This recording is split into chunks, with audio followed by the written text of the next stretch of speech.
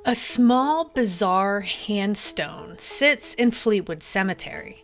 The writing on the stone has worn away in the 140 years since it was inscribed. However, with a little digging, I was able to crack the mystery of J. Monroe Kelchner's handgrave.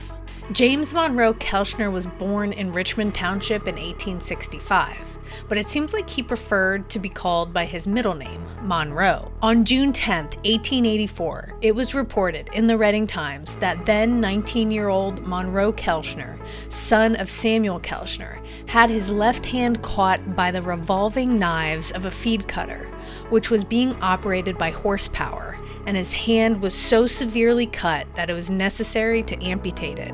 A month later, on July 15th, it was reported that Kelchner's entire arm needed to be amputated, likely due to an infection in the wound. Clearly, he had a sense of humor about the terrible situation, because he had the appendage formally buried in Fleetwood Cemetery with its own headstone. I have played with the brightness and contrast of a photo I took of the stone to try to decipher what it says. I believe it is written, "My hand departed June 6, 1884. And the name M.J. Kelchner can be seen quite clearly still at the bottom. After his accident, Kelchner pursued an education at the Kutztown Normal School, and later Albright, where he also taught and was considered a professor. He moved to Allentown in the 1920s, where he worked in furniture sales and later insurance. He never married, and eventually made his way back to BERKS County, and working labor jobs despite only having one arm. Monroe Kelchner lived 62 years after his accident. He died August 1946 in the Reading Hospital.